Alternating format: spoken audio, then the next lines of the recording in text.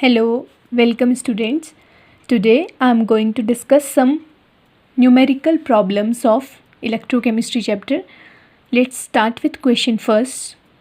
Here it is given the measured EMF at 25 degree Celsius for the cell reaction, and the cell reaction is given zinc plus copper ion gives copper plus zinc ion as EMF is given, that is 1.3 volt. Calculate E naught for the cell. So first of all, write the values which are given here. Given values are E naught of cell. We have to find out the value of E naught of cell. Given value is E of cell is given, and the value of E of cell is 1.3 volt. Here this value is given. Now on solving the equation, since the cell reaction is given, so at anode, what will be the reaction at anode? We can see from the given equation also, since this zinc is getting oxidized to zinc ion, so at anode the reaction of oxidation will take place. So the reaction of zinc, when it gets oxidized to Zn2 positive by loss of 2 electrons, so this reaction will be at anode. Similarly at cathode reaction, as this copper ion is here is reduced to copper, so it is reducing here, so at cathode the reaction of copper will be there. So at cathode Cu2 positive, after gaining of 2 electron, it will get converted into copper in solid form. Now since we know the value of half cell reactions, we know the values of concentration of ions of zinc ion as well as of copper ion. So from here, from this reaction we can calculate the value of N, number of electron transfer can be calculated, that is 2. In both the cases the number of electron transfer are 2, so from here number of electron transfer is equal to 2. Now as we have to find out the value of E naught of cell and E cell is given, so we can apply the Nernst equation here. So according to Nernst equation,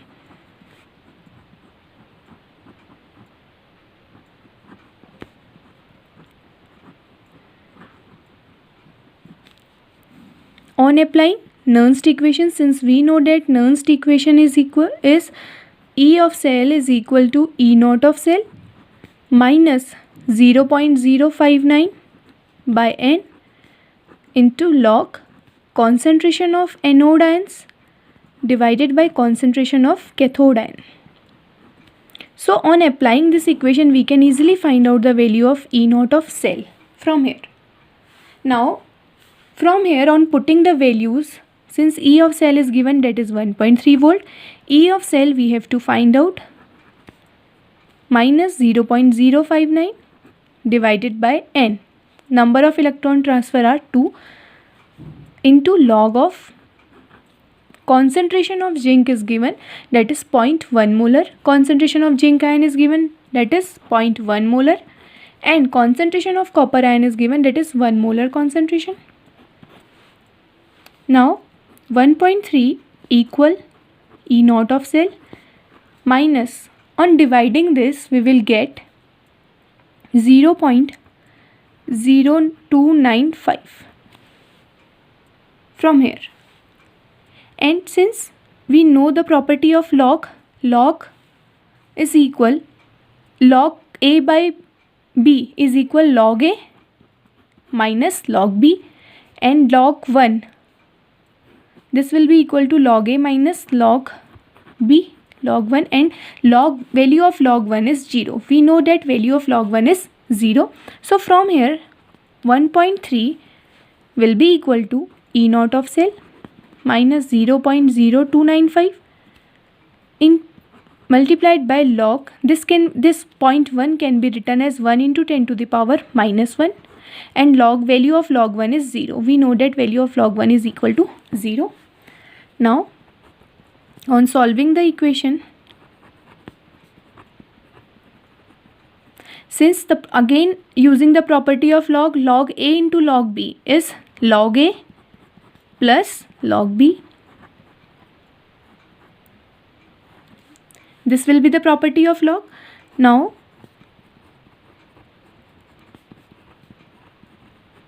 since again log 1 will be equal to 0 and this value of log, the power of log comes forward, so it will be log 1 and value of log 10 is 1, so it will become as minus 1. Now on solving the equation we will get E naught of cell plus value will get plus 0.0295. So from here the value of E naught of cell can be calculated easily. 1.3 minus 0.0295, the value comes to be 1.2705 volt. This will be the answer. So this is the way of calculating the Nernst equation, calculating the E naught of cell by using the Nernst equation. Now come to the question number 2. It is, in a button cell widely used in watches and other devices, the following reaction takes place. The reaction is given here. We have to determine delta G naught, change in Gibbs energy, standard value of Gibbs energy, and E naught for the cell reaction. So from here, since the equation is given, so from the given equation we can write the half cell reactions. Since at anode, from here again we can write the half cell reaction by assuming that, or by seeing that the original equation Zn is converted into Zn positive, so it is oxidizing here, so we can write zinc equation as in anode zinc getting oxidized by loss of 2 electron, and at cathode the reaction will be, since the reaction is silver oxide plus water, by gaining of 2 electron it will get converted into twice of silver plus twice of OH negative ion. So from here we can conclude that, so from the half cell reaction we can calculate the value of N, number of electron transfer. So as we calculated the number of electron transfer, so from here we have to calculate the value of E naught of cell. So from here we can easily calculate that E naught, we know that E naught of cell is equal to E naught of cathode minus E naught of anode. As we have already discussed these terms, E naught of cell is equal to E naught of cathode minus E naught of anode. And from electrochemical series we have the value of E naught of cathode for silver ion also, and value of for zinc ion also. Since by using in electrochemical series the value of E naught for silver is equal to 0.344 volt. Similarly, value of E naught for zinc is minus 0.76 volt, as we know that. So on putting these value to E naught of cell, we will get the value of E naught of cell. Since E of cathode, the reaction of cathode is for silver, so E of cathode will be of silver, that is 0.44, minus E of anode will be of zinc, that is minus 0.76. Now on solving this equation we will get E naught of cell, and the value of E naught of cell from here will be equal to 1.104 volt.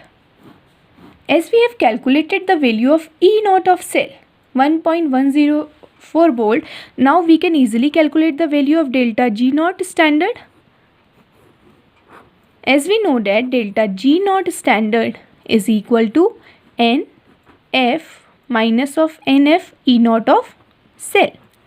So from here we have the values of, as we know that this is the value for delta G naught for the cell. So from here N is equal to 2, that is given. F, we know that it is Faraday's constant and value is 96500 coulomb, and E naught of cell is 1.104 volt. So now on putting the value in this equation we will get that delta Z naught will be equal to minus of 2 into 96500 into 1.104 volt. Now from here the value of delta G comes to be minus 2.13 into 10 to the power 2 kilojoule. This will be in kilojoule.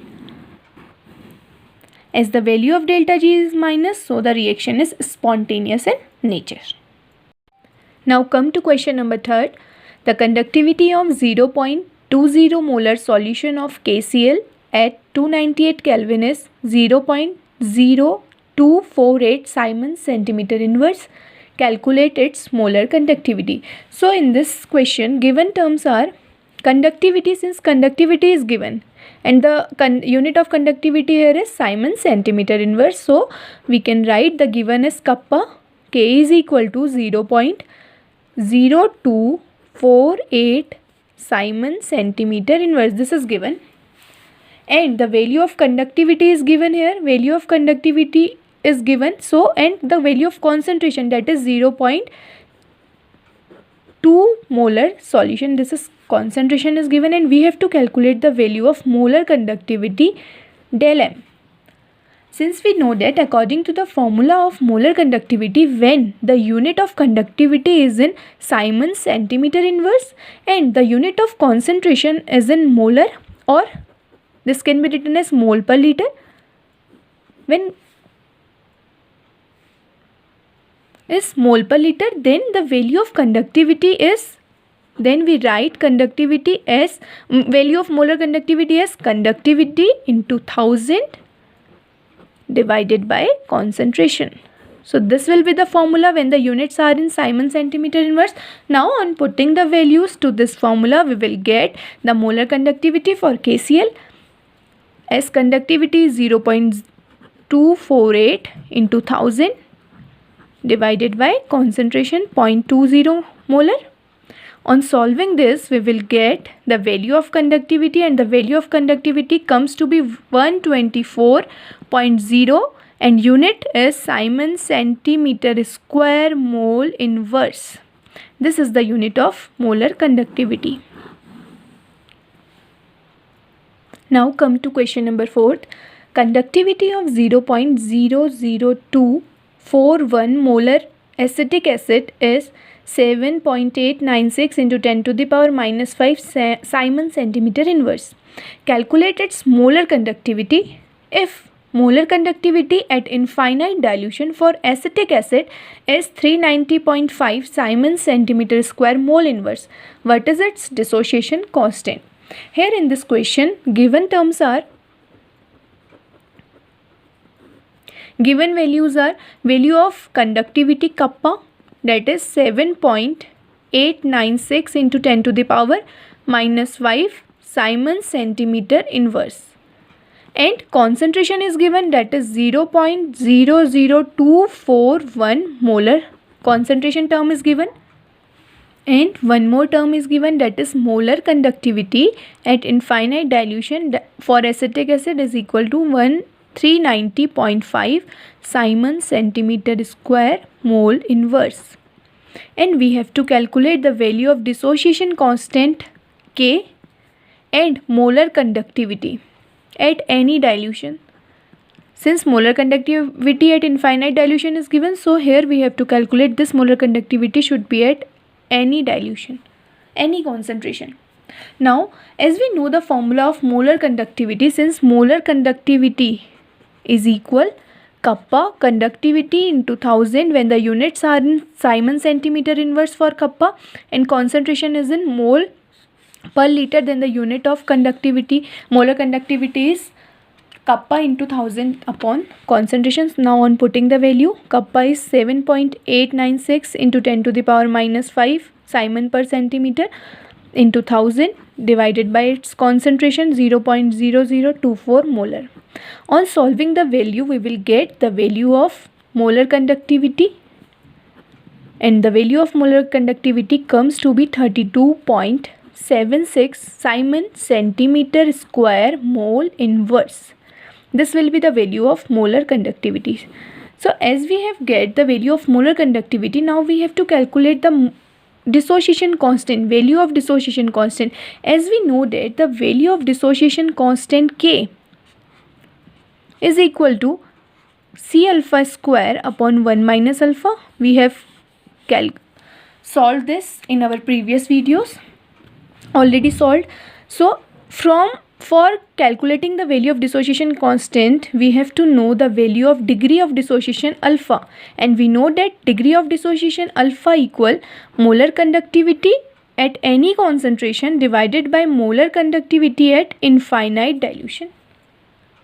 So now on putting the value at any concentration, the value of molar conductivity is this, that is 32.76 Simon centimeter square mole inverse, divided by, at infinite dilution value is given 390.5 Simon centimeter square mole inverse. Now on solving this, we will get the value of alpha, degree of dissociation, and it's come to be 8.39 into 10 to the power minus 2. As we know the value of alpha, we can easily calculate the value of dissociation constant on putting all these values. Concentration is 0.0241 into alpha square of alpha divided by 1 minus alpha. So on solving this value, the dissociation constant comes to be 1.86 into 10 to the power minus 5. So this is the way of calculating the value of molar conductivity and dissociation constant in a question. Now come to question number 5. First part of question number 5. How much charge is required to reduce 1 mole of copper ion to copper? First of all, we will solve first part. How much charge? It means we have to calculate the value of Q in part first to reduce 1 mole of copper ion to copper. So we will write the equation for copper. Since copper ion is getting reduced to copper, it means it will get reduced by gaining of electron, and gaining of electron means it will, if it will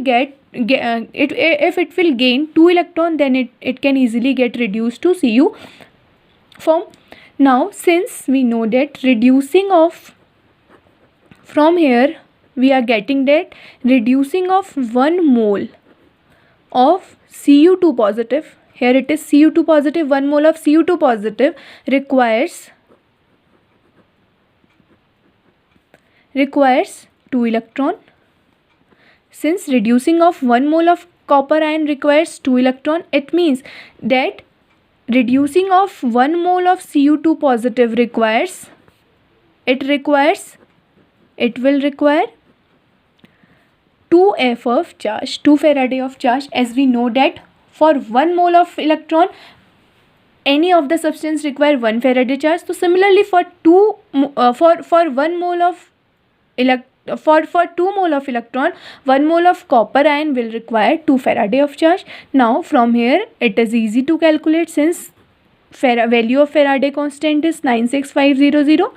So as we have to calculate the charge required for 1 mole of copper to copper, and 1 mole of copper to copper charge required is 2F here. Now on solving this, we will get the value, and the value comes to be 1.93 into 10 to the power 5 coulomb. Come to the second part. In second part, how much electricity in terms of Faraday is required to produce 20 gram of calcium from molten CaCl2, from molten calcium chloride. Now come to the second part. Here in the second part, we have to calculate the electricity in terms of Faraday, and given is 20 gram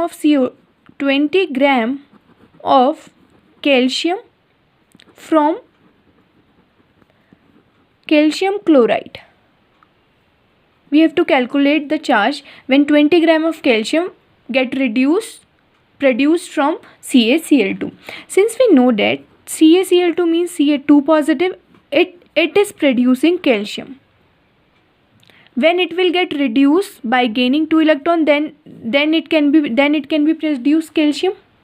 Now since from this equation we can conclude that 1 mole of calcium